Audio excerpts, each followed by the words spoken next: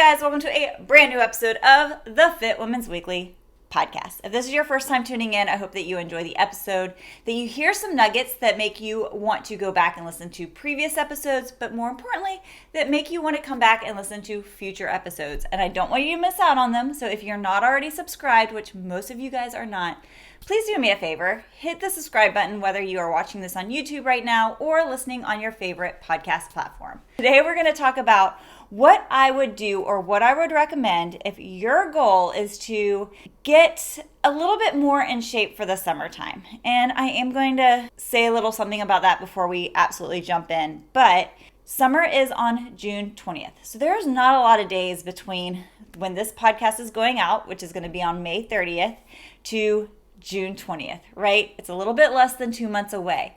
And what I also want to stress to you is that when it comes to how I train my clients, my goal is not to give everybody six-pack abs. My job as a personal trainer focused on women's fitness is to provide you with workouts, nutrition tips, and mindset help to create the healthiest, most confident self that you're capable of doing. I want to build your confidence. I want to make you fit. I want to make you healthy. I want to provide you with the life that you deserve to live, whether that's with six-pack abs or not. Aesthetics is not my number one goal. Lifestyle is.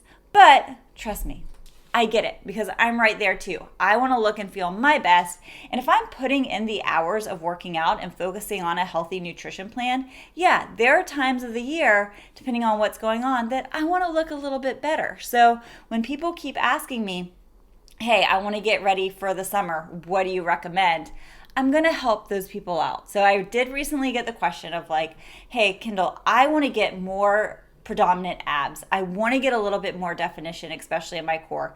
How do I make that happen? With that being said, all of those things, I am going to give you guys my tips on what I would do if my goal was to get a more defined six-pack. Cool? Slash off, this is going to inquire three different elements. It's going to acquire a nutritional element, a workout element, and then more of a mindset/lifestyle element to it.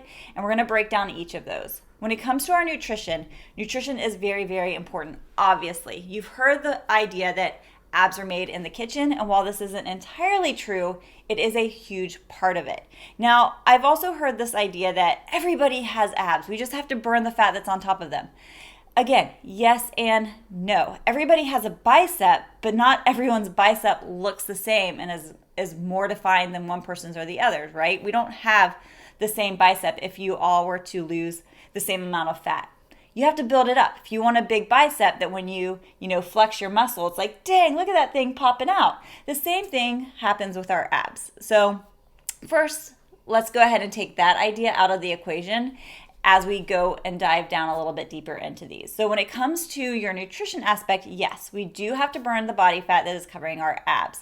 In order to do that, you do have to be in a caloric deficit. How do you figure out what kind of caloric deficit you should be in and what is your specific caloric deficit? Well, I have done a podcast before on figuring out your macros, so I'll make sure to link that up above as well. But the basic idea of it is that first you're going to figure out your basal metabolic rate.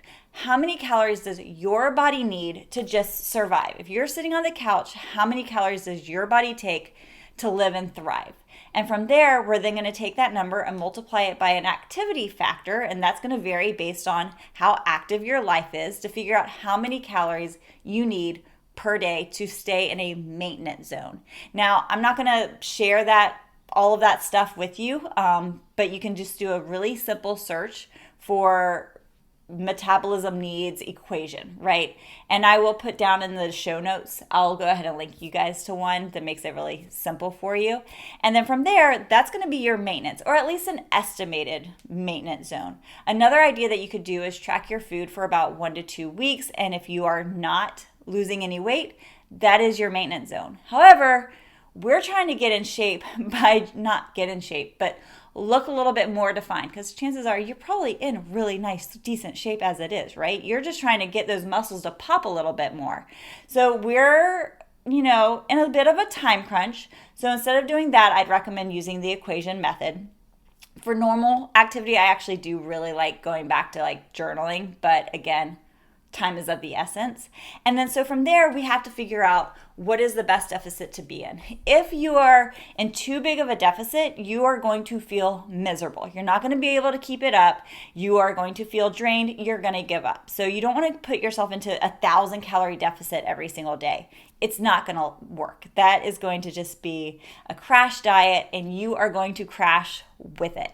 So what I would recommend is generally healthy weight loss comes between around 250 calories to a 500 calorie deficit per day. And again, because we are in a time crunch, if you're really trying to work hard for it, I would say go towards that 500 calorie deficit. Now, there are two ways to do this, through nutrition and through movement.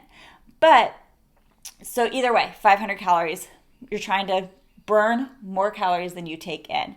With nutrition, it's a little bit easier because instead of trying to figure out like, oh my gosh, I'm going to cut a whole meal out, maybe just cut your portion sizes down a little bit per meal or make simple swaps for lower calorie options when you are in this deficit zone. And then because if you are to try to just exercise your way into being in a deficit, that plays such a huge impact on your hormones that you're going to put yourself into this impossible state of being miserable. If you try to just exercise your way to being in a caloric deficit, you are going to be starving every single day because your body's like, I got to make up these calories that I burned off, and that's no fun. So bottom line, get into that caloric deficit, prioritize smaller portions, cutting out processed foods as much as possible, decreasing your sugar intake, and making your protein a priority, because our muscle is a priority during all of this. You want your muscles to pop. You're trying to get more defined abs. So we need to make sure that when we are in a caloric deficit, we are trying to hold on to as much muscle mass as we can. When we are in a caloric deficit, your body has two ways to try to restable itself because it doesn't want to be in a state where it's not getting enough. It's trying to bring your metabolism down to what you're giving it. And in order to do that, one way is for it to burn muscle mass because muscle takes energy to upkeep. So it's like, hey, if I don't need this, I'm just going to get rid of this. So then what you're feeding me turns into a new norm versus being in a deficit. But we don't want that to happen. And one way to help with that is by making sure that we're prioritizing our protein intake. And so then our body is going to want to turn more towards fat burning versus trying to burn off our muscle. And then the other way to make sure that we are keeping as much muscle as possible is to also making sure that strength training is a priority, which then takes us to part 2, my second tip, which is prioritizing our workouts. Obviously, now is the time that if you are trying to get those muscles to pop a little bit more, to change up the program that you're using and really focus in on having a progression overloaded base program that is going to push you from one workout to the next, where you're maybe lifting a little bit heavier or you're taking up the intensity a little bit more than you normally are, to put your muscles in a state of hypertrophy, aka muscle growth, especially if you're prioritizing that protein like we talked about, so that you're building muscle as much as possible and can potentially be in a fat burning stage at the same time. And I say potentially because that is hard for some people to build muscle, but we at least want to maintain the muscle that we do have. And so you're wanting to make sure that you are prioritizing your strength training 2 to 3 times per week, up to 4 times, depending on how seasoned you are with your fitness. And again, because we are trying to burn as much body fat as possible over the next, probably 6 weeks, we want to make sure that we are increasing our movement, again, to help with that deficit, that caloric deficit that we're building, and increasing our cardio, which cardio is important anyways. I'm a huge fan of hybrid training. Prioritize both strength training and cardio for the healthiest life you can. Right now we're going for aesthetics, so cardio is also very, very important. And you want to do that 2 to 3 times during the week as well. And I'm going to actually share at the end of this a great training program outline what a perfect week should be if this is what you guys are looking for. So wait for that. So strength training, very important. I would focus on each one being full body to make sure that you're getting the most bang for your buck. And a lot of times full body workouts are also going to get the core as much as possible. And that's our priority.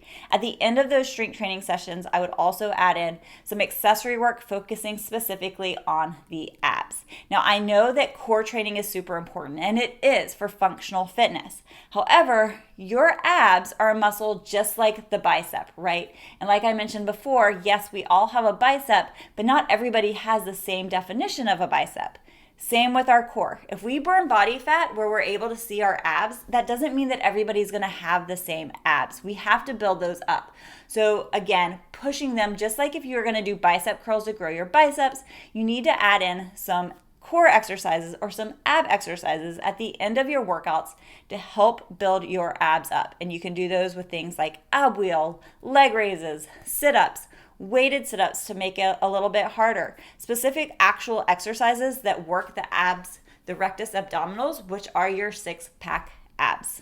And it only takes about 5 to 10 minutes at the end of a workout. You don't want to do it at the beginning of a workout because the core is so important to your other movements like squats and deadlifts. So if you fatigue those muscles beforehand, then those other lifts are going to suffer as well. And those are really, really important to your overall fitness and strength abilities. So don't neglect them, but add the big core exercises to the end of your workout. Ab exercises. I say core and ab interchangeably a lot, but for this specific topic, I'm really speaking more about specific ab exercises. And then third tip is I would recommend creating some healthier lifestyle habits as well. Your body is in a state of, I don't want to burn body fat. It doesn't want to be in a deficit. So it is in a period of stress. And so you need to make sure that you're giving your body everything that it needs to calm down from the stress, recover as much as possible, and that comes from 6 to 8 hours of sleep. Some 6 is on the lower side. Most people do best from 7 to 8 hours of sleep. Hydrating your body. Make sure you're getting that water in, especially right now because the temperatures are rising. Decrease the external stress in your life as much as possible. Maybe that means taking notes in a journal, doing some kind of gratitude list or something like that. But make sure that you're spending time each day trying to decrease the stress in your life that you're able to decrease. There's some things that are out of control, but there's some things that you can say, I can control this, I don't need this right now, and push it aside. For me personally, actually, I have it right here. I have been in a very high level of stress in the past weeks, and so I'm actually reading the book it's called Stop Overthinking, 23 Techniques to Relieve Stress, Stop Negative Spirals, Declutter Your Mind, and Focus on the Present. I'm only about halfway through this so far, but I really, really like it. Highly recommend it. In fact, I've already told my husband I want him to read it because he doesn't deal with anxiety and depression as much as I do, and sometimes he has a hard time understanding it. And so I just want him to read this so that he gets a more basic understanding of what's going on in my brain all the time. So if you are an overthinker, check this book out. And last but not least, make sure that you're having at least 1 to 2 rest days per week. I know we get into this idea of like, oh, I can push hard for this amount of time. It's only 6 weeks. I'm going to work out every single day. But if you're not living some sort of routine that you can maintain once you hit your goals, you're not going to be able to maintain the goals that you have. You're going to crash. You're going to fall into old habits, put yourself at risk of injury, burnout. Those are things that you don't want to do. So make sure that you are giving yourself time to recover. It's also important to note you don't get results from your workouts during your workouts. During your workouts, you're crushing your body. You're actually putting it in stress and causing minor tears to it. You get the results from your workout during those rest and recovery times when your body is able to repair itself and rebuild itself. So don't neglect them. They are just as important as the actual workout days themselves. So then the last part of all of this becomes, well, what does a perfect workout week look like? Nutrition, I can't really lay that out, right? Everyone's nutrition is going to look a little bit different, but just make sure that you're prioritizing whole foods, you're not skipping out on something and doing some sort of crash diet, and that you're living a day-to-day life that makes you feel full, makes you feel good, makes you feel energized to do everything. And if you need help with that, just let me know. We can talk a little bit more about it.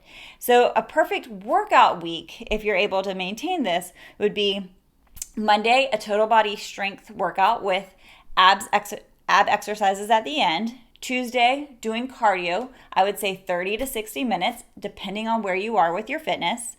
Wednesday, another strength and abs. Thursday, rest or a steady state cardio day again 30 to 60 minutes.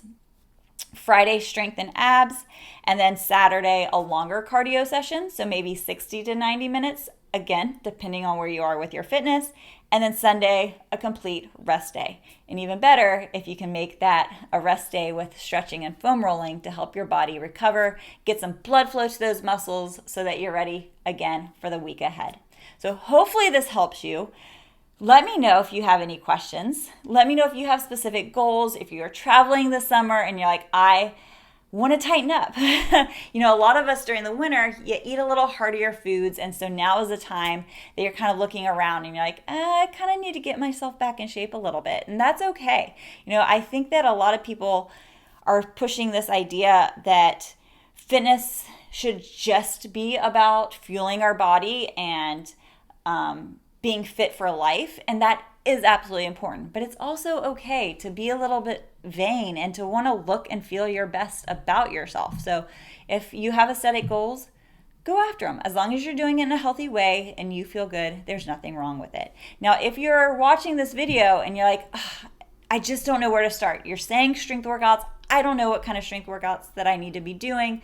What I'm doing now isn't working.